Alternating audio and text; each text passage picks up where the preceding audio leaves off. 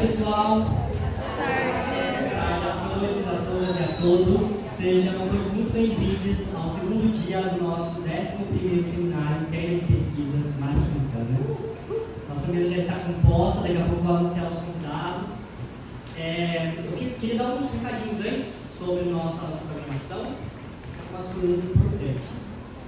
A primeira é sobre a programação, né? A gente vai ter agora a nossa roda de conversa, chamada Reduo de Metadados. A gente já teve na edição anterior uma roda parecida, o assunto nunca se esgota, muito importante, principalmente agora, né, que o uso da plataforma é obrigatório na Unicamp, então tem sempre muitas dúvidas, muitas questões. Vai ter um momento no final. A ideia é sempre um bate-papo, né, gente? A gente vai. Os convidados vão falar disso daqui a pouco, mas guarde também, traga as perguntas, as dúvidas para a gente conversar com os especialistas que estão aqui com a gente hoje. Depois, às 3h30, a gente vai ter o nosso café aqui na sala AD02, na sala ao lado.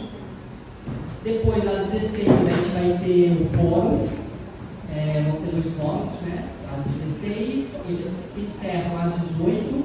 A gente vai ter um intervalo como ontem, das 18 às 19, alguns vão planejar na janta, outros vão fazer um lanche, descansar. Retornamos para o nosso último fórum, da noite, às 19, das 19 às 20. E depois, a última atividade da noite, às 20 horas, 20, 25, assim que acabar o fórum, a gente começa a mesa temática. E a programação acaba por volta das 9, ok? Então o dia está cheio. Preciso lembrar que para que vocês recebam o certificado de participação, como ouvintes também, vocês vão estar inscritos na plataforma Udemy 3, né?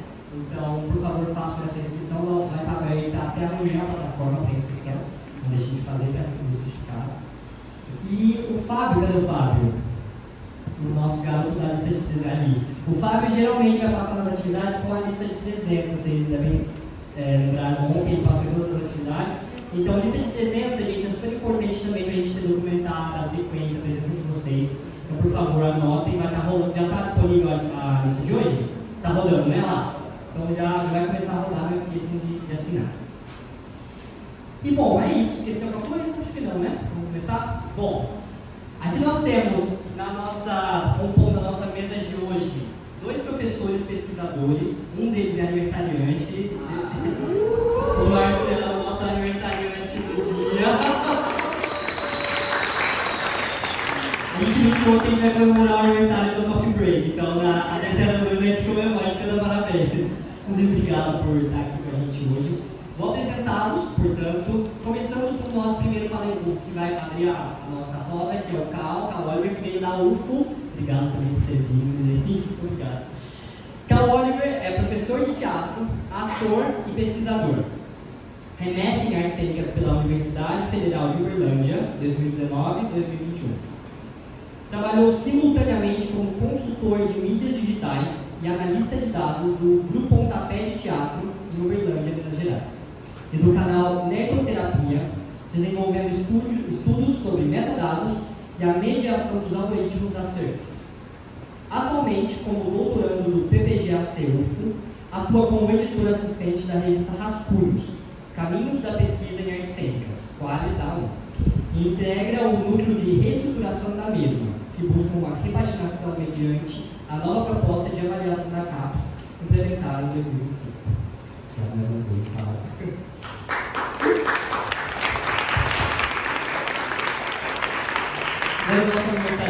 Obrigado, Marcelo, por aceitar o nosso convite. Marcelo Brandão é pesquisador no Centro de Biologia Molecular e Engenharia Genética, CEBIMEG, da Universidade Estadual de Campinas.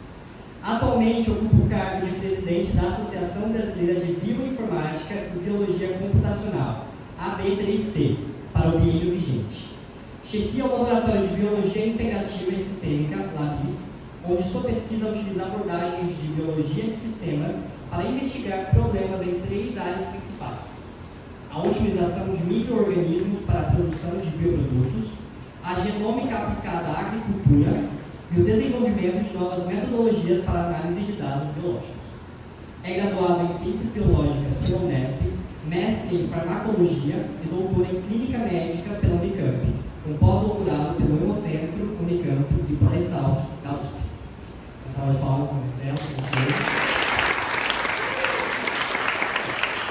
Bom, pessoal, então a gente conversou, né? Vai abrir a nossa roda. A ideia dos convidados sugeridos também é que seja uma troca, né? Um bate-papo, então se você à vontade para intervir. Vai ter um espaço no final para vocês trazerem as colocações, as perguntas, mas que seja também bem fluido, assim, se alguém tiver alguma questão urgente, que não tiver esse contexto, pode levantar a mão. Eles vão estar aqui, tá bom? Muito obrigado. Vamos começar.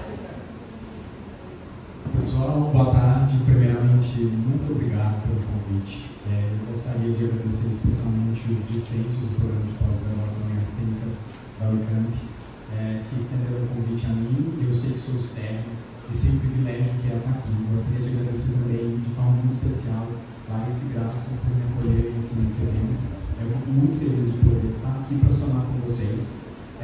Eu sou o Cal e eu trabalho com mídias digitais há alguns anos, porque, infelizmente, durante o período de pandemia, a gente não teve escolha. Trabalhar online foi uma obrigatoriedade. Então, eu apliquei parte do conhecimento que eu adquiri durante a graduação em teatro, fiz licenciatura e bacharelado na Federal de Uberlândia, na questão de foi veterano. E aí, eu, conversando com a Rubi, ele trouxe um convite para mim, inclusive agradeço em especial, ela me disse quais eram os dilemas de vocês aqui em relação aos metadados.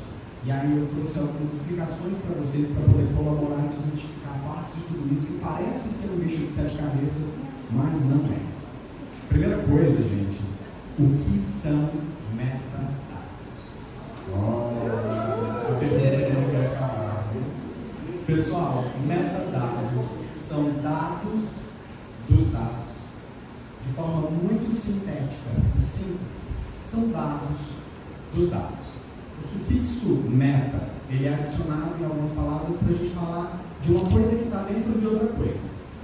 Trouxe um exemplo bem legal para a gente, que é o seguinte. Meta-teatro, por exemplo, é o teatro dentro do teatro. Shakespeare tem uma peça chamada Hamlet. Hamlet, ele decide fazer uma peça para denunciar o que está acontecendo no reino. Então tem o teatro dentro do teatro. Meta-teatro. Sendo assim, a gente compreende claramente o que é a palavra meta.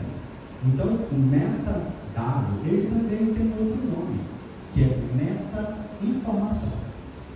A meta-informação é uma informação contida dentro de outra informação, que nos ajuda a elucidar alguma coisa.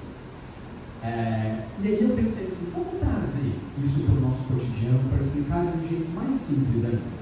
Porque isso quer dizer, então, que a gente tem um mar de dados que a gente precisa administrá-los de alguma forma. E aí eu me deixei aqui a seguinte pergunta.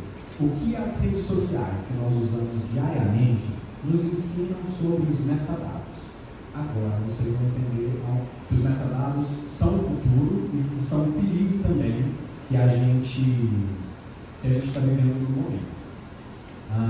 Vocês já falaram perto do celular de vocês e de repente receberam um anúncio de alguma coisa? Curioso, não é? O celular de vocês sabe a idade de vocês, gênero, tamanho, cor, cabelo, ele sabe tudo sobre vocês. E eles armazenam esses dados. Esse conjunto de dados ele é utilizado para que a gente molde uma outra coisa chamada algoritmo. A gente vai chegar no algoritmo, mas vamos ficar um pouquinho nas redes sociais para vocês entenderem de forma bem clara para que eles são utilizados. Então, vocês conseguem perceber que o Facebook, o Instagram, eles utilizam algum tipo de mecanismo para que eles possam oferecer coisas mais específicas para a gente, coisas que a gente quer, coisas que a gente vai comprar. É por isso que, politicamente falando, as pessoas que têm determinada linha de raciocínio, elas vão compenetrando cada vez mais, porque o algoritmo utiliza o metadado do celular dessa pessoa para oferecer mais produtos que vão de encontro com o que ela acredita, e não com o que é verdade. Então, vai reforçando aquele comportamento. Como é que nós podemos utilizar isso ao nosso favor, para que a gente possa entender de forma muito boa? O exemplo principal assim, que eu gostaria de usar com vocês é o YouTube, porque eu acho que muitos de vocês já acessaram ou acessam a plataforma. Um metadado, ele tem funções variadas. Ele pode servir para identificar, descrever, organizar, gerenciar, contextualizar, preservar informações. Aí, para a gente entrar no YouTube e nas postagens, eu tenho uma pergunta para vocês. Alguém aqui já ouviu falar que tem o melhor horário para fazer uma postagem? Já ouviram essa, né? Alguém sabe me dizer qual é o melhor horário para postar? Mas todo mundo já ouviu falar. Tem o melhor horário no Instagram, tem o melhor horário no Facebook e supostamente tem o melhor horário no YouTube também. Alguém sabe me dizer que horário é esse? Domingo? Você ouviu dizer domingo? Não, talvez. Vamos revelar. Quando a gente estava preparando a conversa, eu falei, nossa, eu vou contar para todo mundo o grande segredo do YouTube. O grande segredo de ter acesso nas mídias digitais. O grande segredo o melhor horário, ele é individual e específico para cada perfil que existe nessas redes, sendo o Instagram, o Facebook ou o YouTube. No passado, havia um horário específico sim, que era o horário de almoço e o horário fim do trabalho, que as pessoas não utilizavam o celular o tempo todo. Depois da pandemia, as pessoas passavam a ficar 24 horas com o celular na mão. Então, parou de ter o melhor horário. E como é que a gente descobriu qual é o grande segredo dessa plataforma? O segredo é a leitura que nós podemos fazer em relação aos metadados. Então, se a gente já sabe que os metadados são dados dos dados, no YouTube, por exemplo, se eu vou fazer uma postagem, ela vai ser oferecida para um grupo de pessoas. Se esse grupo de pessoas acessa o vídeo que eu coloquei, o YouTube vai armazenar os seguintes dados. São homens ou mulheres, cisgêneros ou transgêneros.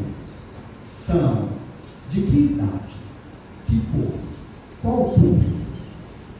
Dentro desse grupo de público masculino, tem dois nichos aqui. Então, tem homens trans e homens cis. O YouTube tem a propriedade de me mostrar se o meu público é mais adequado para um ou para o outro. Eu, por exemplo, apresentava no YouTube, era um canal de cultura pop e gênero neutro. E todo mundo, a maior parte, sim, era pessoa cisgênero. E todo mundo arrepiado comigo toda vez que falava, bem-vindos e tudo mais. Só que essa leitura de dados, ela consegue me informar o seguinte: que hora essas pessoas pegam o telefone delas para acessar alguma informação. Através disso, eu publico o meu conteúdo e ele é oferecido para um grupo de pessoas. Se o meu público-alvo é atingido, é gerada uma onda. Essa primeira onda, se ela tiver uma alta porcentagem, a plataforma oferece uma outra onda para outro grupo de pessoas que seguem o meu perfil. Pode ser no Facebook, no Instagram ou no YouTube. Se eu tiver sucesso, outra onda. E se eu tiver sucesso, outra onda.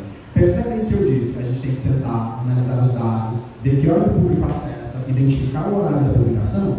Pessoas ricas não precisam disso. As grandes empresas podem pagar publicações. Então a publicação ela é oferecida 24 horas. Então, infelizmente, as plataformas são controladas pelo dinheiro e tudo que eu expliquei até agora é o tráfego orgânico. O tráfego orgânico, ele é o que nos interessa dentro da academia.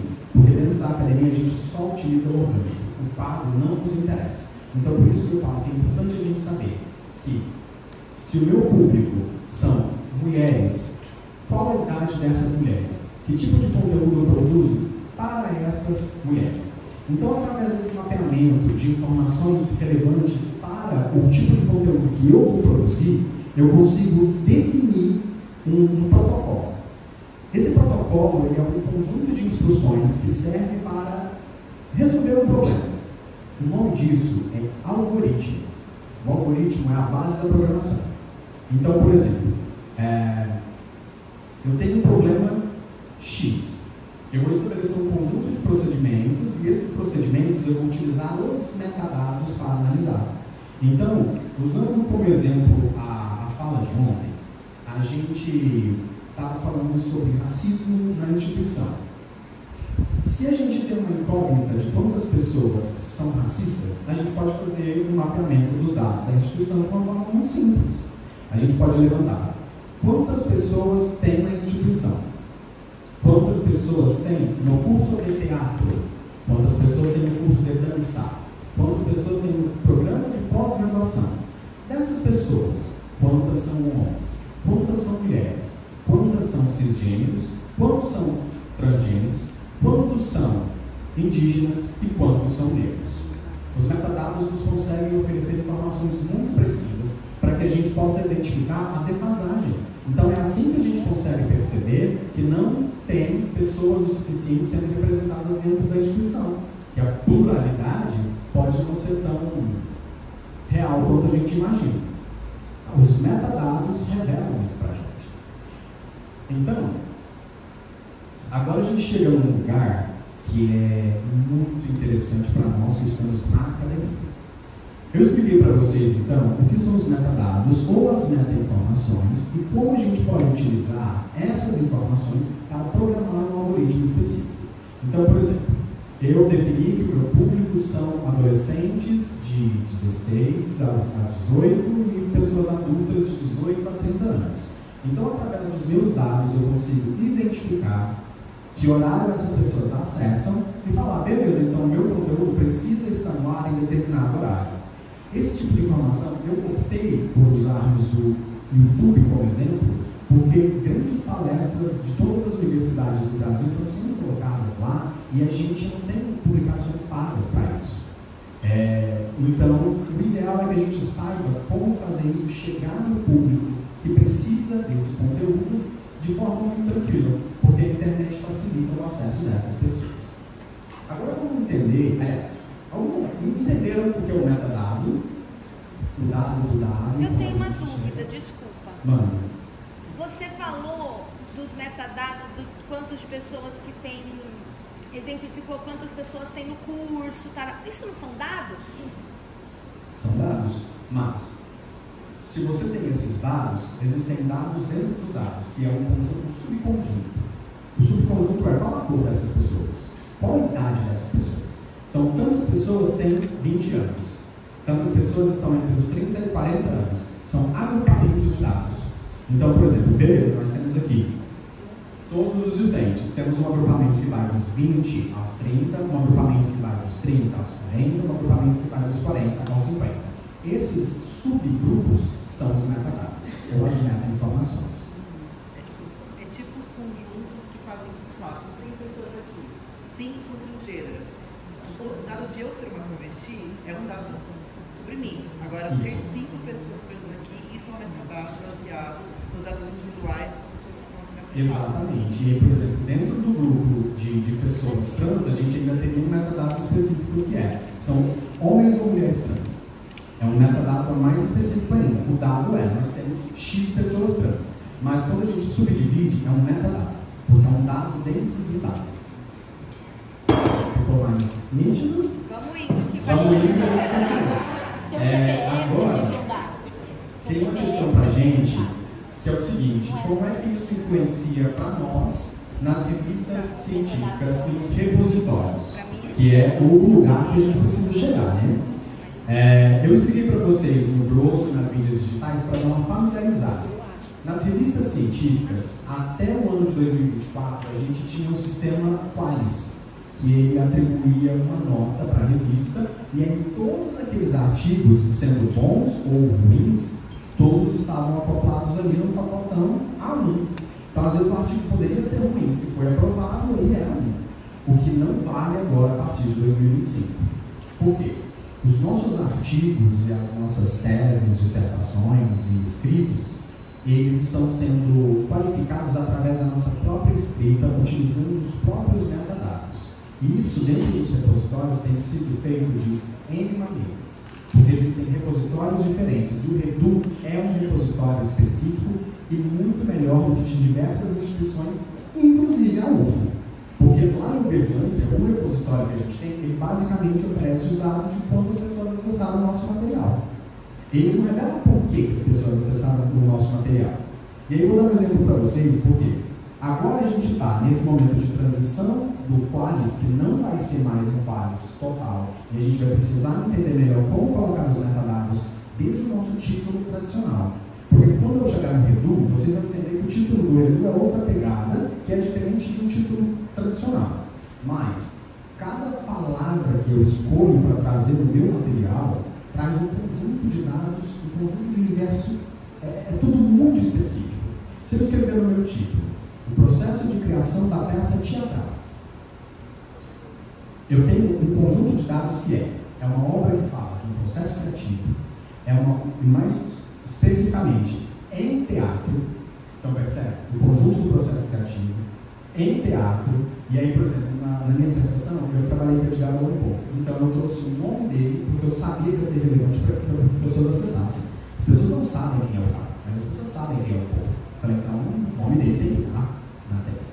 Então, eu sabia que os ganchos que a gente lança, que é muito similar às palavras-chave. E aí já tem um pulo do gato, que a gente pensa assim, não, então, palavras-chave, só coloca um monte de palavras-chave. Não. O ideal são 5 ou 6. 5 ou 6, independente da plataforma. É como se a plataforma tivesse uma força. E se você colocar mais palavras-chave do que isso, ela vai acabar dividindo a força dela para tentar alcançar como se você estivesse dando tiro para tudo que é lado, ao invés de ser objetivo para contemplar o dado que você tem interesse.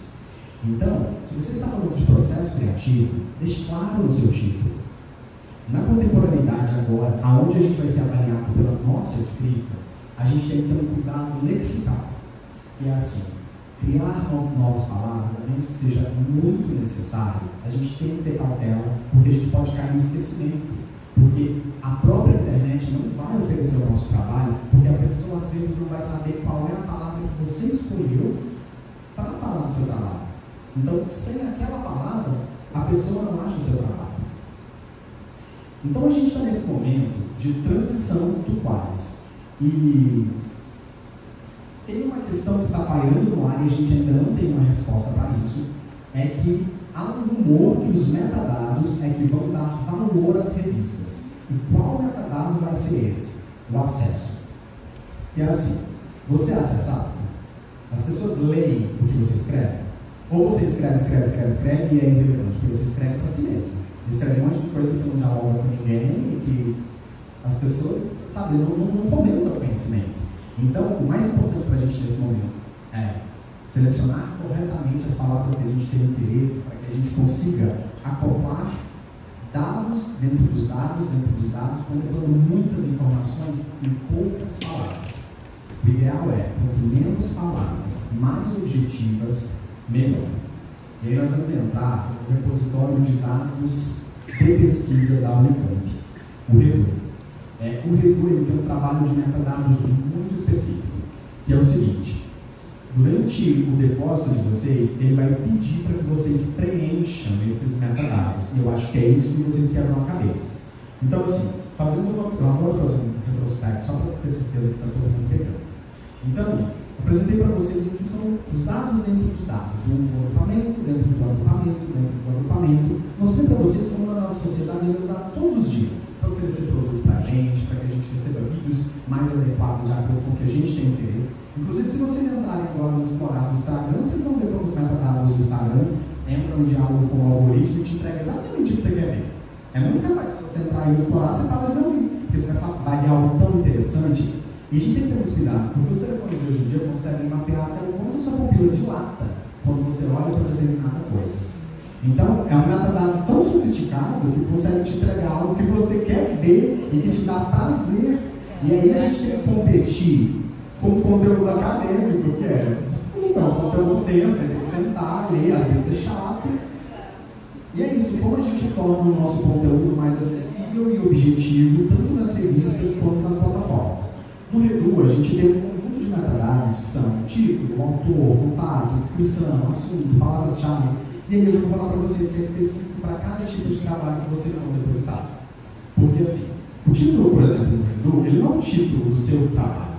Ele é um título que ele vai trazer um aglomerado de informações que dizem sobre o que é o seu trabalho. Para que a pessoa que busque no repositório algo relacionado ao seu trabalho, ela vai ter certeza que ela vai te achar. Então, às vezes, se o seu trabalho se debruça sobre uma técnica específica em dança, como o sapateado americano, não pode faltar a palavra sapateado americano, porque vai diferenciar do sapateado espanhol, que vai diferenciar do sapateado contemporâneo de outras técnicas que existem.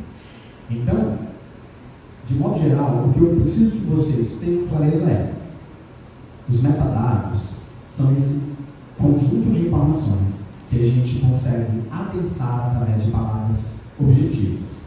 A maior parte delas são coisas muito simples. Então, os outros dados, como autor é uma coisa que vocês têm que ter muita cautela, porque artigos que têm muitos autores, e a gente sabe que às vezes eles não fizeram de fato o trabalho, está sendo mapeado agora pelos metadados, porque as pessoas conseguem ver se a produção do segundo autor, do terceiro autor, é condizente com o que está no lápis dele.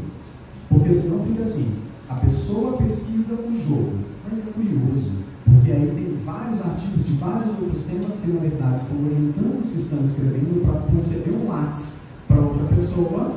Então, assim, a gente tem que ter muita cautela hoje em dia, principalmente no Redu, porque ele é muito sofisticado. Então, ele consegue mapear o seu dado, dizer exatamente, e ele ainda está em contato com o nosso lápis, ele consegue dizer se é verdade ou se não é verdade, o que é muito legal. Alguns dos dados eles são preenchidos automaticamente, como o seu contato, a sua a descrição, porque você vai recebendo alguns dados que já estão lá. Agora, eu gostaria de dar algumas dicas para vocês, que é assim: algumas revistas do país têm tido um trabalho muito especial. A Urdimento é uma delas, eu tenho achado que na verdade que está fazendo o melhor trabalho online. A Urdimento é a que tem mais acesso no momento, supera a Sala Preta, supera todas as outras quadras anterior que a gente teve.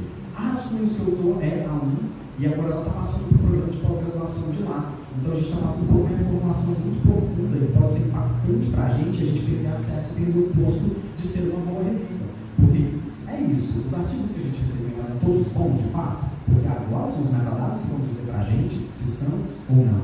Então, às vezes, uma dica importante é: nunca entregue o seu trabalho em PDF. Jamais. Sempre. Mande um link para que a pessoa acesse o repositório. Direcione as pessoas para o repositório. As pessoas precisam clicar e entrar para que o repositório registre os cliques, os downloads. Porque uma coisa, um fato muito legal é que o repositório consegue oferecer para você quantas pessoas acessaram a sua dissertação, de quais países essas pessoas são, de quais cidades essas pessoas são. Então você consegue identificar onde é que as pessoas têm interesse na sua pesquisa. E o curioso é que se você souber ler de forma atenta a esses metadados, entre um mestrado e um doutorado, você consegue identificar aonde seria legal para você fazer um doutorado sanduíche. Então você fala assim: caramba, no meu mestrado, as pessoas da cidade, as pessoas do Uruguai têm acessado mais a minha pesquisa. Então você sabe que se você continuar na mesma linha, o interessante é que você faça um sanduíche lá, onde você tem público, onde as pessoas interessam, onde você dialoga com as pessoas, para que você não fique tentando levar o seu material para lugares onde você não é aceito ou bem visto. Além do que a gente está disputando o nosso conteúdo, que é feito na mão, com um conteúdo que olha para o pupilo do olho e dá prazer para a pessoa. Então, tenham cautela, nunca entreguem os trabalhos de vocês em PDF, sempre utilizem links, coloque o máximo de informações abrangentes que vocês conseguem e que contemplem se é processo criativo, se tem algum autor importante que você dialoga com, desde autores que podem vir a ser ditadores dramatúrgicos, ou mesmo se você fala, por exemplo, sobre o Adam. Então, se você tem um Adam no repertório, você fala sobre ele, é importante que tenha o nome dele, por exemplo, no seu resumo. Porque esse metadado, muitas das vezes, ele pode... A gente tem dois tipos de Google. Quando a gente fala da Surface, é porque a gente tem essa superfície da internet que você consegue acessar pelo Google, pelo Yahoo, e a Surface não é toda a internet. Uma parte dela a gente precisa de um acesso muito específico, que é a Deep Web. A gente precisa de uma plataforma específica para acessar. Na Surface, a gente tem o Google escolar, que é o acadêmico, e a gente tem o tradicional. Se você usar as palavras corretas, o tradicional vai te oferecer para as pessoas. E é esse o lugar que nós da academia precisamos ocupar nesse momento para que o conhecimento científico seja disseminado, para para que as pessoas de fora, as pessoas da rua, as pessoas que também são contribuintes e pagam nossa estadia em todas as instituições, tenham acesso ao material e essa evolução da pesquisa que está sendo feita aqui dentro. Eu vou passar a fala para que a gente possa continuar também no diálogo e vocês fazerem outras perguntas. Tá bom?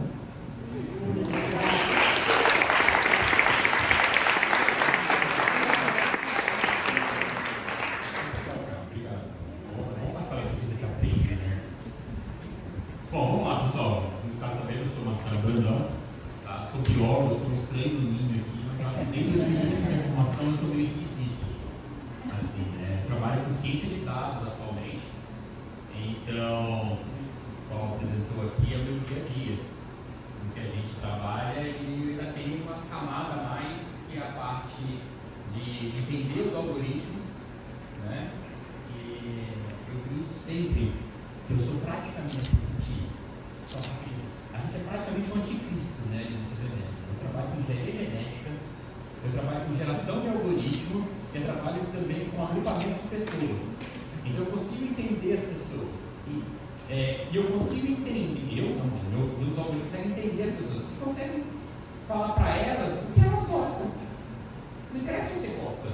Se eu falei que você gosta, você vai gostar. Sabe por quê? Porque não vai sair daí. Né? Então essa é o nosso início aqui, o nosso quebra-gelo, mas é bonzinho, pelo menos os alunos gostam de mim, ninguém nadou ainda para falar que eu sou louco, assim, mas tudo bem. Eu fiz uma cola, tá? Eu estou fazendo um texto, só compartilho até com de vocês aqui, que é a conexão entre arte e dados. Minha formação é biológica, minha formação é ciência aplicada. Tá? Quem daqui trabalha com ciência aplicada? Ali, linha de frente, identificar novos genes, identificar biodiversidade, tudo isso. Então, assim, você fala assim, nossa, é completamente diferente de tudo que eu faço. Vocês vão ver que nos próximos 15 minutos, vão ver que a gente faz a mesma coisa. Eu só estou olhando para um ponto específico da nossa vida e vocês estão olhando para outro ponto específico na vida de vocês. E como eu gosto de trabalhar com dados, para a gente conseguir conversar, eu trouxe um bate-papo, até no início, o nosso combinado é ser um bate-papo. Tá? Mas você sabe que gás escaldado tem medo de água fria, né? Se vocês quiserem, a gente tem uma apresentação formal, até que tem pé, papo suego, né? E quem tiver curiosidade, tem uma receita de bolo de cenoura ali fantástica, que é como a gente ensina microdados, metadados, tudo isso. Nós vamos fazer uma brincadeira aqui. Como o dado é difícil, olha só como. Você perguntou como seu nome? Pamela. Pamela, prazer, Marcelo também. Olha como o dado é difícil. Você fez uma pergunta muito bacana. Olha como o dado é difícil. Você pode fazer uma pergunta. Eu posso saber que coisa muito simples aqui. Quem é da pós-graduação? Pode levantar o braço. Ninguém vai ser julgado da pós-graduação, a gente entende. Quem é do mestrado? Quem é do doutorado? Quem é do pós-doc? E quem não sabe o que está fazendo aqui?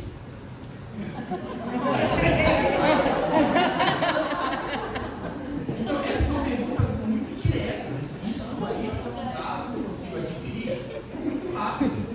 Né? Vamos complicar um pouquinho mais? O que é cabelo comprido? Olha que complicação. O que é cabelo comprido? Né? Poxa, cabelo comprido é um dado complicado? Você quer ver como é complicado? O meu cabelo pode ser comprido em relação ao careca. Se eu pego, por exemplo, você funcionando? Alane. Se eu pego a Alane, o seu é Luna. Yuna. O cabelo da Yuna é menor do que a da Alane. Só que o cabelo da Alane é muito menor do que a minha Luna, porque ela tropeça no cabelo. Ela tem cabelo curto em relação a alguma coisa. Certo? Então, esses são chamados dados relativos. São dados que. Agora, tem uma coisa de dados, gente, é uma desgraça com a nossa vida. Né? Entendeu? Vamos amortizar vocês um pouco. Vamos dar uma maciada. Quem sabe cozinhar? Quem cozinha bem? Quem sabe fazer bolo?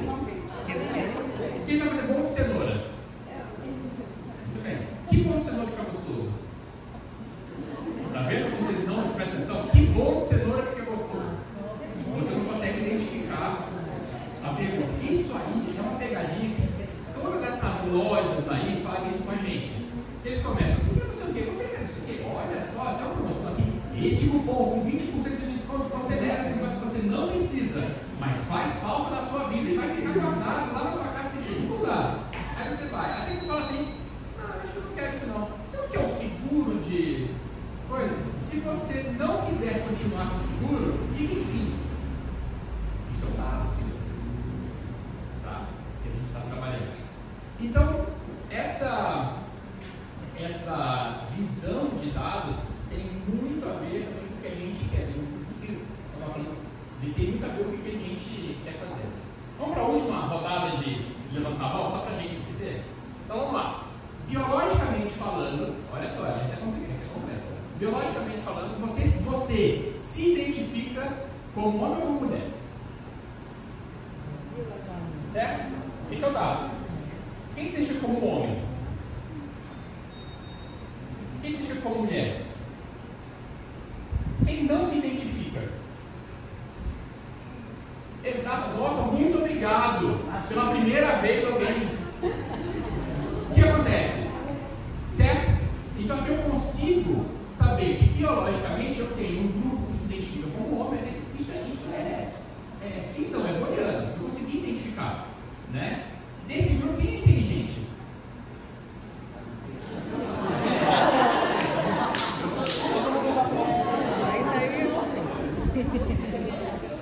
Quem está vendo? Tem uma que é inteligente.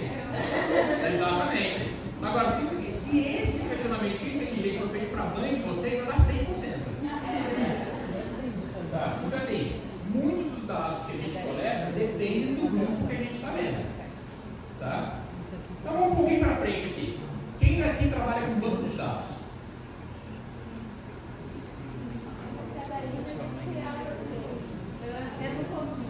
Você entende um pouquinho de banco de dados? Ó, eu vou trabalhar de DTJ lá no laboratório, se eles precisarem. A gente está lá, estamos precisando. Ninguém trabalha com banco de dados aqui. Vocês trabalham. Quem trabalha com dança aqui? Tem que trabalhar com isso também. Quem trabalha com dança? Vocês não trabalham com banco de dados. Quantos passos de dança você sabe?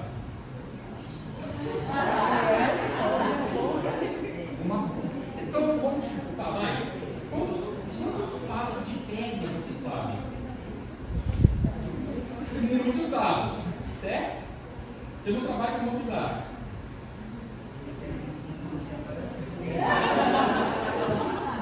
Né? Então assim, a gente muitas vezes nós estamos atuando dentro da ciência de dados e a gente nem se toca. Você quer uma coisa mais besta? Eu quis saber quantos funciona? Guilherme, Marcelo, vamos fazer também. Você quer uma coisa mais besta que isso? Grupo de WhatsApp. O grupo de WhatsApp é um banco de dados ao qual você tem o controle de participar ou não, sem ter aquela tia da família que te coloca no banco de dados para te dar bom dia, mandar foto, sempre tem que ter essas coisas, né? Mas tudo bem. Isso a gente deixa para lá. Mas tudo isso são pequenas contribuições que nós fazemos que nos fazem pessoas. Tá? Então vamos virar um pouquinho a chave. Eu até notei aqui, alguém teve um problema de ter muitos dados e pouca informação útil?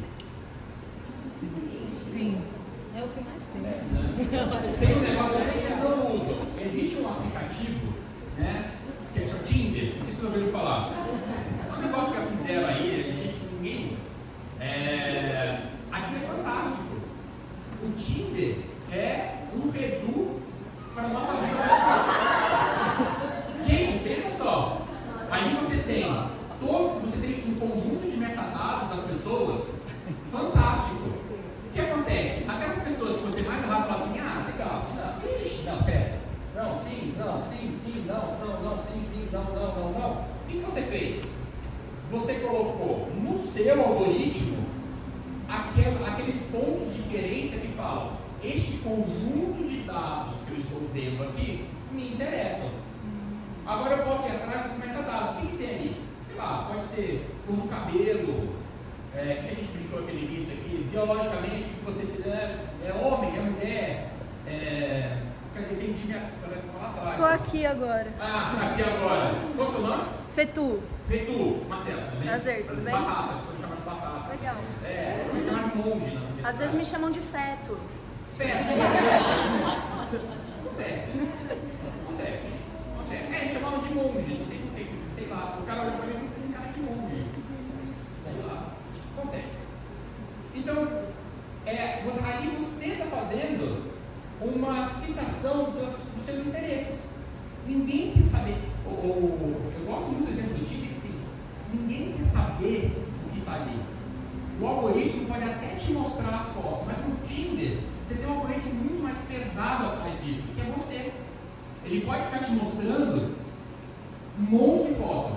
Quando você começa o seu algoritmo começar a funcionar, você começa a separar aqueles grupos. Aí vem o segundo problema, que é o qual, de repente, você começa a aparecer aquilo para você. Né? Então, assim, quero mudar, não gostei. Né? O bofe lá, o Yin e o Yang brigaram no meio do caminho, não é isso que eu queria na minha vida, quero mudar. Dificilmente o Tinder vai deixar você ver coisas diferentes. Tá? Então, isso é um problema, assim, aqui a gente está mais na parte acadêmica, mas existe um problema filosófico em dados, essa nossa vivência do algoritmo, que nós não temos mais escolha. Você não tem escolha. Tá? Mas você fala assim, não, eu tenho. Quer ver, ó, quem daqui não tem Facebook ou Instagram? Não tem. Olha, uma guerreira.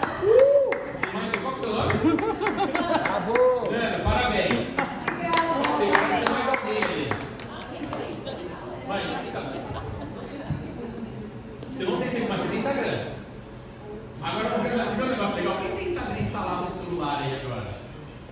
Todo mundo tem um Instagram. Quem tem um Messenger da Meta instalado? Então, esse é do mal, esse. Esse é do mal mesmo, assim. Esse é do mal. Esse é bem do mal, assim. Esse daí, não, esse é do capeta. Esse porque se você olhar os seus dados, ele está 100% do tempo conectado às APIs da Meta. Então, vamos fazer uma coisa bem besta aqui. Você acha que o seu telefone não sabe nada de você?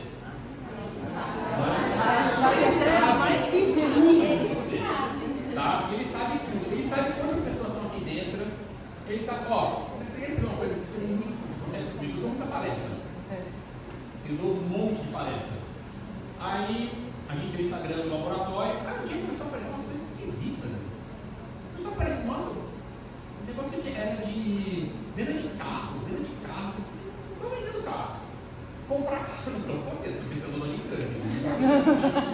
Não está rolando, né? O que aconteceu? Aí começou aquilo, aí eu viajei, voltei, aí estava lá, sobre banco. Esses caras acham que eu ganhei, será que eu ganhei alguma coisa que eu estou sabendo? Né? Aí eu comecei a ver, eu fui dar palestra na GM. Eu passei um dia inteiro na GM. Aí eu percebi que todos os carros que eles estavam mostrando, nenhum era da GM. E todos eram com críticas. A GM eram links patrocinados. Eu falei assim, peraí, esse desgraça desse telefone aqui, sabia que eu estava lá, você ganhar com esse carro. Eu vou pegar. Eu fui pro sul, a gente foi dar uma reabertura lá de Porto Alegre, né? E o que eu fiz? Eu deixei meu telefone com a minha esposa aqui e levei meu outro telefone. Aí o Instagram pirou. Assim, como é que você está dando aula de biodiversidade e evolução aqui no congresso, mas também está falando de enchente? Aí ele começou a colocar umas coisas de ar super legais, galera. Era assim, estudo da diversidade em enchentes no Alabama, não sei o quê. Então assim, eles sabem o que vocês estão fazendo. Sabe? Então assim, nós agora estamos intimamente relacionados com o algoritmo da Meta e do Google, tá? E do X, porque sabem que vocês em algum momento se interessaram por alguma coisa que eu estou vendendo aqui para vocês, tá? Então assim, essa parte de metadados é muito complexa. E nós somos acadêmicos aqui, por mais que nós tenhamos trabalhos diferentes, cada um tem um trabalho diferente, todos nós somos acadêmicos, estamos aqui, seja por estudo, seja por desenvolvimento de uma nova ideia. E o ponto de tudo isso é que nós temos duas coisas que nós temos que trabalhar que vai bem em cima da sua vida. Nós temos duas coisas que nós trabalhamos. Nós trabalhamos com dados e nós trabalhamos com informação. Tá? Vocês sabem a diferença de dados e informação? Não. Não, também não. Mas a gente leu e estudou. E dados é o seguinte: os dados são aqueles fatos brutos. É aquilo que você coletou ali na hora. Né? Vamos falar, aquele passo de dança que ele fez, ele não casou naquela cena. Sabe? Veio todo, você vem num crescente na apresentação, aquele passo, sabe? Travou. Nossa, eu tive que fazer uma coisa palco inteiro para poder ajustar com ele no final.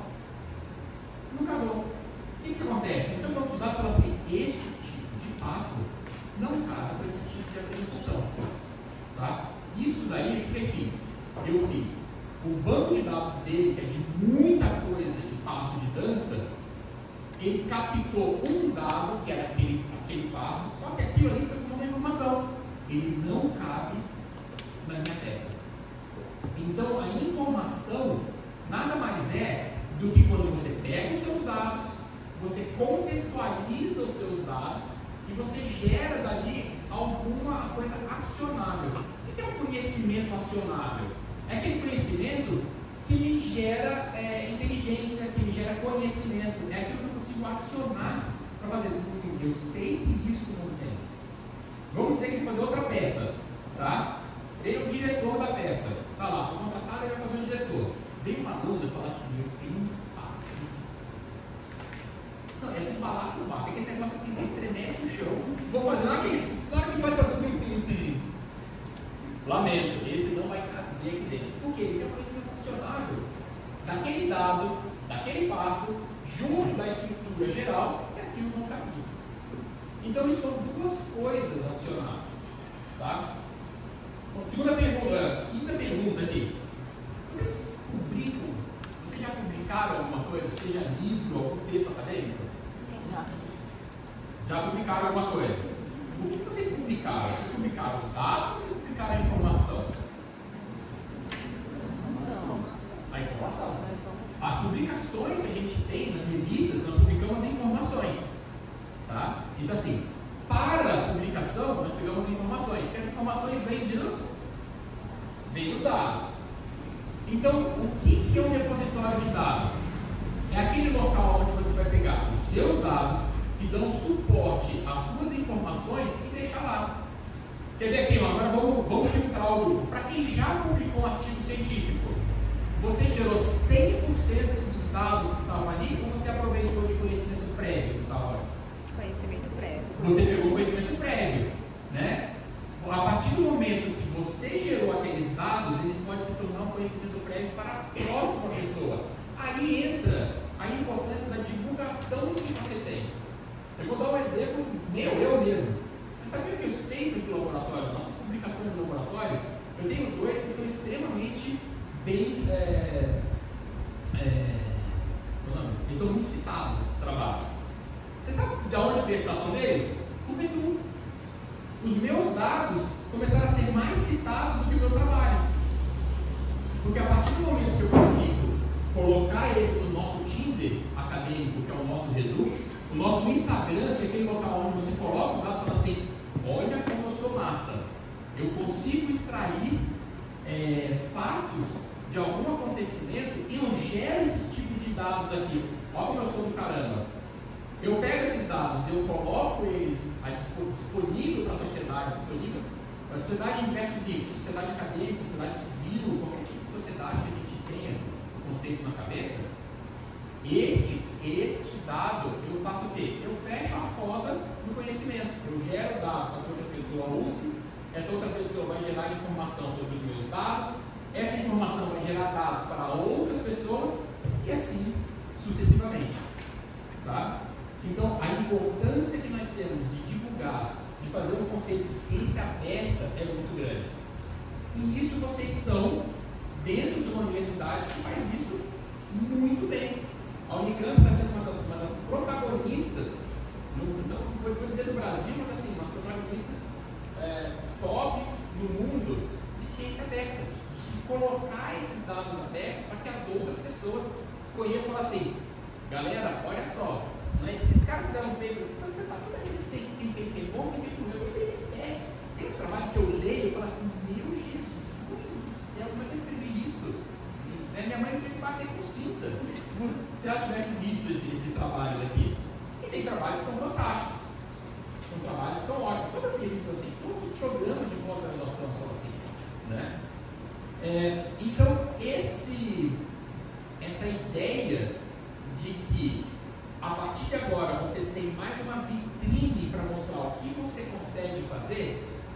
Isso daí a Unicamp é protagonista.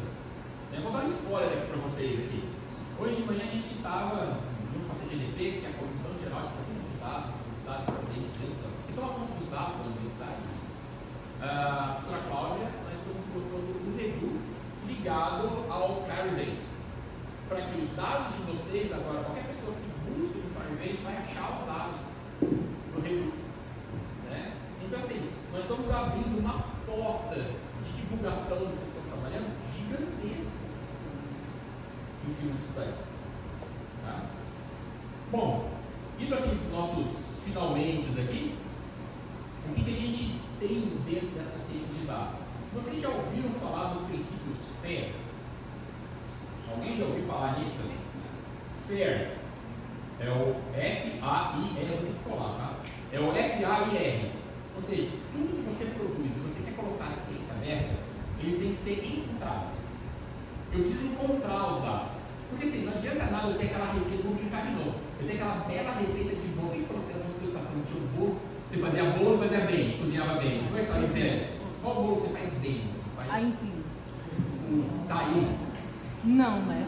A receita está com você? A receita tá comigo. Tá, eu posso pegar uma de receita. Só com você. Ah, comigo, tipo, depois te passo pelo WhatsApp. Tá vendo? Eu sei que existe esse dado, mas eu não consigo achar ele. Se eu sair daqui e não pegar com você no WhatsApp, já era. Ou seja, esse dado, a sua receita de bolo, ela não é encontrável. Ela é um conhecimento intrínseco a... Qual é o seu nome? Daiane. Dei. Ah, consegui ler. Dai. É que a gente é chique.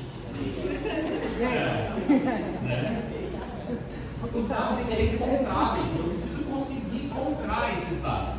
Tá? Segundo, eu encontrei. A Daiane tem os dados. Tá? Vem a segunda palavrinha, que é o A. Ele tem que ser acessível. Se ela não tem no WhatsApp, eu não tenho o WhatsApp dela, eu consegui ter acesso à receita do bolo de aipim dela? Eu não consegui. Mesmo que eu encontre, eu falo assim, nossa, lá tem uma coisa que faz um bolo de aipim. Mas que é de outro mundo, assim, sabe? Ah, é? Cadê a receita? Eu falei assim, não sei, eu não consigo mais achar ela, você deve ter ido embora, defendeu. Não é mais acessível. Mas vamos dizer que você tem no WhatsApp, você tem no, sei lá, no Instagram, no WhatsApp, meu Deus, você tem alguma coisa assim para trocar. Aí você pega e você vai me passar esses dados, sabe? Assim, não, eu tenho uma língua do P, minha própria, que eu gosto de escrever, está aqui para você. Eu tive acesso aos dados, eu achei os dados, eu tive acesso aos dados, mas esse dado não é operacional, eu não consigo ler isso, eu não consigo saber o que está ali. Então eu tenho que falar de um modo que a pessoa consiga entender o que está fazendo. Esse aqui eu conto, tem uma historinha. Eu sou da parte da biológicas e trabalho com inseto planta. Acho que está acabando o tempo, né? Então, mas falta uns 5 minutos e a gente está acabando, não só mais bem. Eu trabalho com planta. Tem uma praga da agricultura que a gente coloca frigideira. Essa bicha é do mal mesmo, assim, ela foi no banco do carro, experiência própria. A gente colocou ela dentro do. Coletamos ela no campo, numa fazenda, está com problema. Dentro de uma caixinha, viemos, paramos na estrada para dar comida para os pesquisadores, né? Senão o bicho não chega no laboratório. A minha aluna abriu a caixa do negócio, o bicho não estava lá. Eles tinham comido o plástico que tinha, estava segurando ela, a caixa que ficou no banco do carro. Elas são. Ela acabou com a fazenda de algodão da Ellen. Ela comeu a fazenda inteirinha de algodão da Ellen. Bicha é. O negócio é. A bicha é da boa. Aí o que acontece? Quando você tem algum inseto em casa, vamos dizer que você tem mosquito na sua casa, o que você faz para tirar o mosquito da sua casa? Raquete. Uma raquete, ou você põe inseticida. Agora imagina, você tem, vamos dizer que a sua casa são 23 mil alqueires, e você tem ali mais ou menos 1,3, 1,4 milhão de organismos ali. Haja raquete, né? Para você conseguir estar raquetada em toda a vida, a lagarta que come, né? Você não consegue. Aí qual que é a alternativa? Inseticida. Que é a melhor coisa que tem. Você joga inseticida, você está tentando o inseticida cai na fazenda do lado, cai na água, então realmente é melhor. E você já ouviu falar de resistência? Né? Então o que acontece? Você mata algumas, fica uma fica meio grogue lá, mas ela vai e ela consegue botar ovo. Quando você joga de novo, todo mundo que saiu daquelas 300, 400 alvinhos que ela colocou, estão nem aí no inseticida. Você vai jogar em cima, eles vão lá, vão se abraçar, vão tocar uma rede, vão tocar um trem, lá, tá pulando, vão estar de boa, não querem nem saber o que está acontecendo. Isso aconteceu na China. Né? São várias coisas que aconteceram lá. Né? Como o bicho apareceu lá, mas aqui não é o fórum para isso. Eu mandei pro cara, falei assim, caro colega, trabalhamos na mesma área, tal, então assim, eu achei ele, eu tive acesso a ele e mandei um e-mail para ele, falando, olha, trabalho com isso, está aqui meus trabalhos, né? A ideia de não mandar PDF, né? Mandei, está aqui, ó, no meu link do repositório é esse, o meu link nas revistas são esses aqui, vai lá, me acha e tal. Aí ele mandou, feliz da vida, eu falei assim, não, beleza. Gostei, obrigado pela sua preocupação, né? Caro brasileiro, obrigado pela sua preocupação, eu gosto muito do Romário. Né? Futebol, aquele papo todo, obrigado, mas pode deixar que daqui eu tomo conta. Não precisa precisar, cara. Não estou querendo passar por cima, só estou querendo falar, nós temos, seria interessante a gente ter a mesma ideia. Aí ele mandou os dados em chinês. Ele mandou os dados em chinês. Adiantou zero para mim. Né? Ou seja, eu tive acesso, eu tive acesso, mas não era nada operável para mim. Tá? Então, a partir do momento assim, vamos dizer que você me passou a sua receita, eu preciso que esses dados sejam reutilizáveis. Isso é uma coisa importante que a gente tem que trabalhar e é o ponto principal dos repositórios de dados e das ideias que se tem em ciência aberta e na roda do conhecimento, é a reutilização do dado. Né? Vamos dizer que a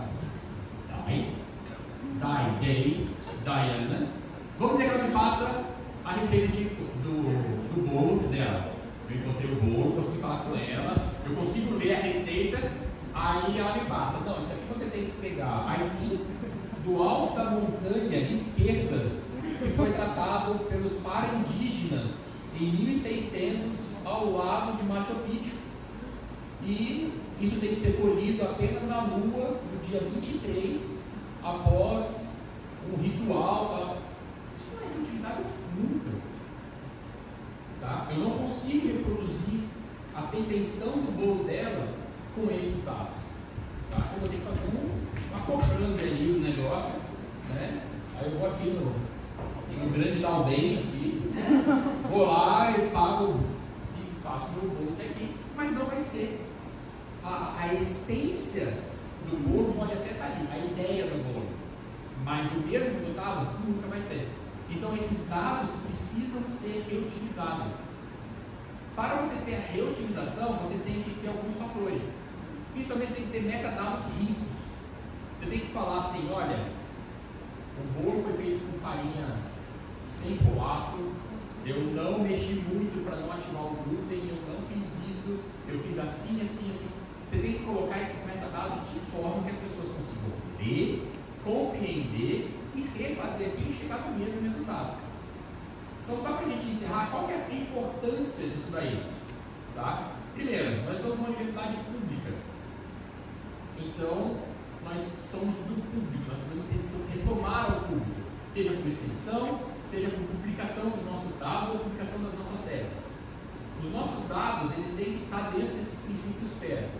Tá? Estando dentro dos FAIR, o que eu consigo? Eu consigo divulgar o que eu tenho. Então eu consigo saber assim, uau, esse cara aqui pode até ter um ou dois papers, mas os dados que esse cara põe são fantásticos. São dados assim, nossa, ele é reconhecido por isso. Como a gente tem grandes locais no mundo que são reconhecidos por gerarem dados para outras pessoas. Tá?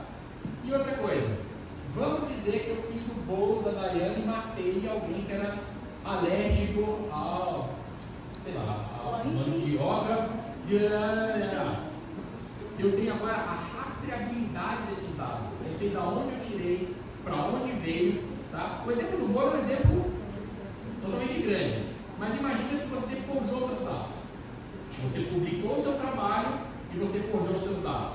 ou você publicou o seu livro, e aquele personagem, o cara leu e falou assim, opa, isso aqui, eu criei esse personagem. Todo o aprofundamento desse personagem fui eu que fiz. Tá? A partir do momento que você coloca os seus dados no Redu, neste caso, você ganha um DOI, que é o identificador digital dos seus dados. O identificador digital dos seus dados é a mesma coisa que a URL da sua postagem no Instagram. Tá? Eu consigo, de qualquer formato que eu chegar, eu consigo chegar em quem fez, eu consigo chegar nos seus dados novamente. Tá? Se eu fiz aquele trabalho e eu coloco todos os meus dados ali, esse cara, vamos dizer isso, é uma extrapolação, mas por exemplo, eu descrevi todos os metadados do meu personagem e eles estão disponíveis no repositório de dados, para que qualquer pessoa possa utilizar. E eu fui lá e coloquei assim, você pode usar, desde que você cite a fonte. Então você pode jogar no seu livro, no seu blog, no seu IA, no seu VEL, o que você quiser. Se você tiver com vontade, você pode colocar. Qualquer coisa que aconteça, eu consigo rastrear. Se eu chego lá e eu abro uma interpelação falando esse personagem fui eu que fiz, o cara fala assim, como? Assim, porque eu depositei 3 anos antes, está depositado no Redu todos os dados de como eu cheguei naquele personagem. Ou, nossa, fizeram um questionário, mas cara, esse questionário é meu. Eu gerei esse questionário para saber alguma coisa. Quando você faz o questionário, você põe as respostas no Redu? Não necessariamente. Mas é interessante você colocar como que você gerou aqueles dados para aquele questionário e você colocar ali. Primeiro, você tem a rastreabilidade de quem fez. Depois, se alguém falar assim, não, esse dado sempre foi feito assim. Quem depositou isso aqui há 5, 6 anos atrás fui eu. Esses dados estão aqui. Né? Então, essa é a grande vantagem que a gente tem. Então, eu queria que vocês saíssem daqui. A gente tem um bate-papo agora que vocês podem perguntar, podem falar bastante coisa, eu espero que. Mas você tem a divulgação, você tem a rastreabilidade e você tem a reutilização dos seus dados. É isso que a Unicamp está colocando agora. Todo mundo que está aqui no doutorado ou no mestrado vai precisar homologar sua tese. Sem os dados do Redu, você não vai homologar sua tese. E já vou adiantar uma pergunta que provavelmente vai surgir. Minha tese não gera dado nenhum. Não tem um dado acionável. Isso não é de interesse de ninguém que eu estou colocando ali. Então você vai fazer uma carta e falar assim, olha, este projeto não gera compartilhamento de dados. Porque não interessa para ninguém o que está aqui dentro. Eu não vou ser interessante. Nossa, é difícil falar isso, né? Mas assim, não é interessante para ninguém. Não era nem para mim. Né? Mas é verdade. Essa minha fala vem de um questionamento. O menino veio falar assim, mas ninguém vai querer saber meus dados. Eu falei assim, mas você está no doutorado. Você vai ter um título de doutora numa universidade, top de linha. Você acabou de falar o quê? O meu projeto não presta para nada. Sabe? Exatamente. Essa é duro falar, mas a ideia implícita no meu compartilhamento de dados é exatamente isso. Eu não tenho nada para compartilhar, eu não tenho nada para compartilhar. Eu estou fazendo a pós-graduação. É só para estar aqui para aprender alguma coisa? Essa é a questão. É isso, pessoal. Muito obrigado. Peraí, tem um monte de perguntas na mão.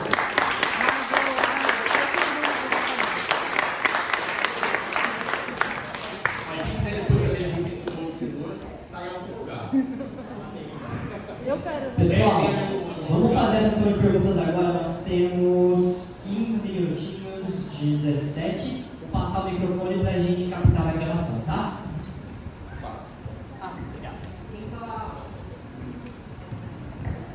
Boa tarde, eu não sou professora aqui da dança, já fui. Meu nome é Denise, sou professora do departamento de música.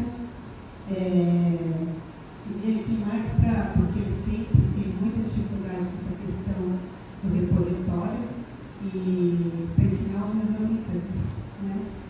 E naturalmente aprender também.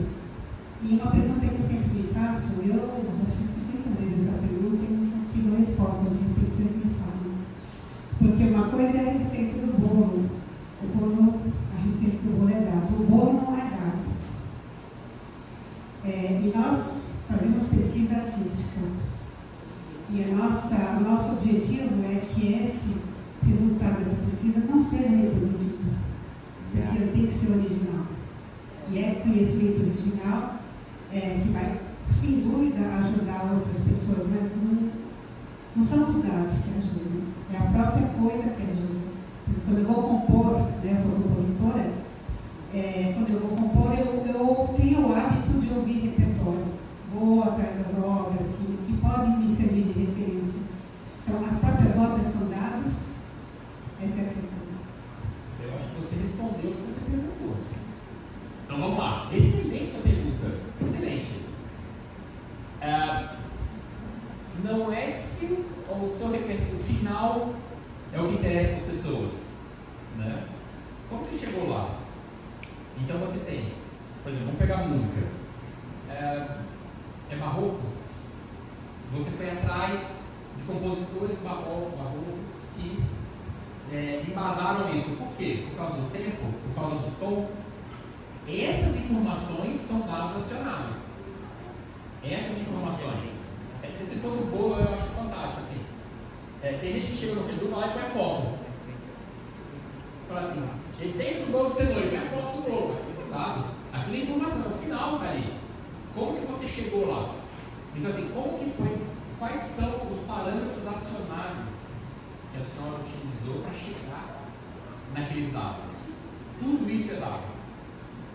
Mesmo assim, eu acionei compositores em barroco, aleatoriedade total. Quem são? É de alguma linha do barroco? Aonde que estão esses dados? Sabe uma coisa que é acionável? Que livros que você utilizou para fazer? Foram partituras? Foram entrevistas? As partituras estão aonde? Quem colocou isso? Então, assim, se você seguir esse roteiro, você vai chegar a alguma coisa próxima ao que eu publiquei. Seja minha música, seja minha composição. Então, esses são os seus dados. Né? Isso que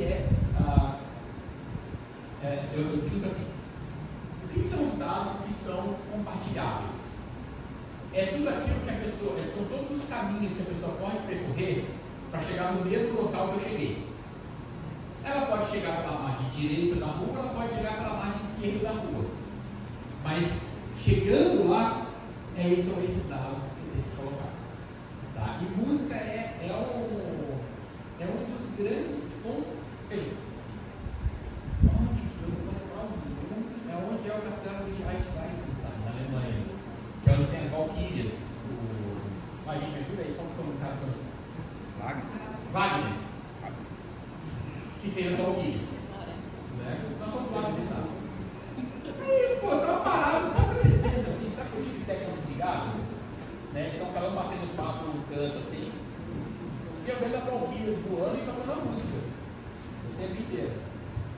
Aí, na hora que eu parei, você quer que o cara construiu um castelo do Wagner, que fala do Lago Verde, que fala dos cisnes que estão lá, que fala das Valquírias. Gente, foi aqui o banco que o cara sentou para escrever essa obra.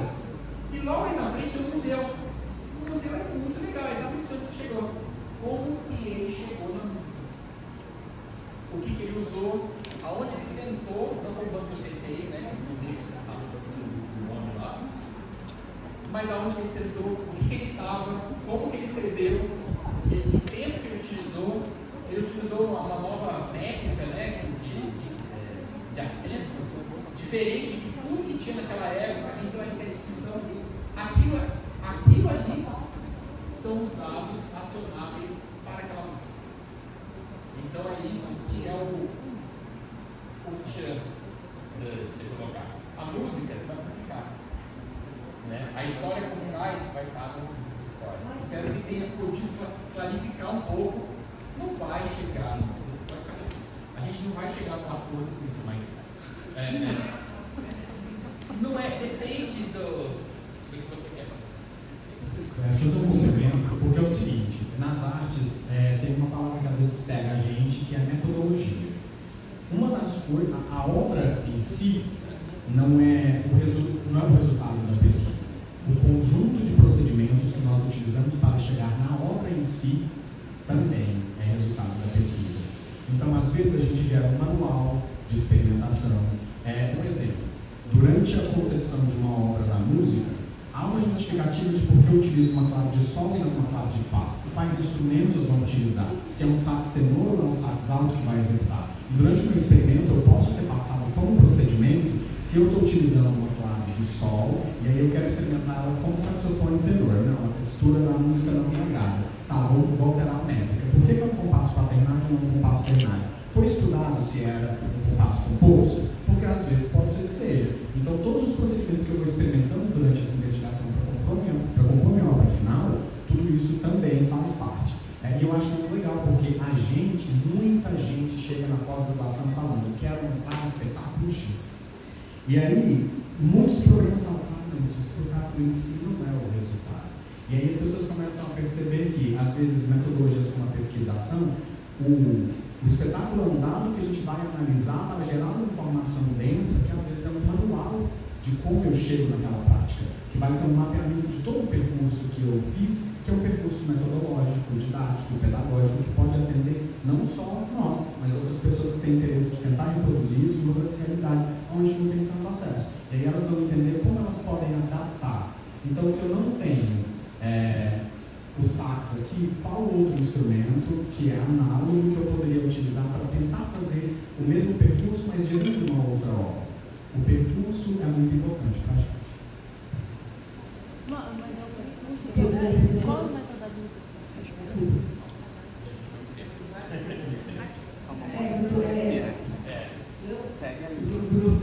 Não, é uma pergunta bem objetiva. Repositório, a gente vai colocar a tese de interpretação apenas, ou a gente emenda os artigos publicados, as revistas? Não. O Reduce não coloca tese. A Unicamp tem 2 repositórios. Tem um repositório obrigatório pela CAPES, que é o repositório de tese da Unicamp, que ali vai estar sua tese. Tá? A foto do seu bolo de cenoura vai para o repositório lá. Tá? Como foi feito, que farinha que você usou, vai para o Reduce. Sempre. O ciclo básico de repositórios de dados ciência aberta são 10 anos. Aí você fala assim, nossa, só 10 anos? Não. O ciclo básico. Né? Eu vou guardar ele por 10 anos, mas eu posso ter um campinho lá que você fala assim, isso aqui é ad eterno, vai ter que ficar guardado. Isso vai ficar guardado. E você fez uma deposição dos seus dados. Tá? Você teve outro aluno que trabalhou com esses dados e complementou alguma coisa. Você faz a versão 2 daquele dado. Você não precisa fazer outro daquele dado. Outra coisa, pessoal, as teses e dissertações de vocês não necessariamente precisam ter um único repositório, tá? Você pode colocar um número de DOI para um conjunto de dados fechados, outro número de DOI para outro conjunto de dados, ou vamos pensar uma série histórica. Você pode fazer um conjunto de dados para o ano 1, conjunto de dados para o ano 2, conjunto de dados para o ano 3, e tudo isso você coloca, você liga direto. Então assim, tese não vai para o Redu, tá? Tese vai para o repositório da Unicamp, para o repositório da DAC e da Unicamp. Tá? Os dados vão para o Redu. A gente chama de Redu, que a gente não tem noção, né? Mas o Redu é um dataverse. O mundo inteiro tem acesso àqueles seus dados dentro do dataverse. E agora, fechando para o Private, o mundo inteiro e o mundo todo. Né? Boa tarde. Olá. Sou Mariana, sou professora do Artes da Cena e da graduação em dança. Ia ficar quietinha, mas já que a professora Denise trouxe, assim, acho importante colocar, até porque eu sou uma das docentes que está comumente nas disciplinas de metodologia de pesquisa, estamos agora eu mesmo, né, pessoal do mestrado aqui. Eu vou insistir um pouco na pergunta da Denise. É bastante comum as nossas pesquisas culminarem no processo de criação, no espetáculo, de dança, de teatro, e muitas vezes a gente se inspira para essa criação em processos que são tão subjetivos quanto uma memória de infância, por exemplo. Eu, numa tarde chuvosa, com sol, brincando com a minha irmã, e isso não é informação, e isso não é sequer dado, porque minha irmã não lembra desse episódio.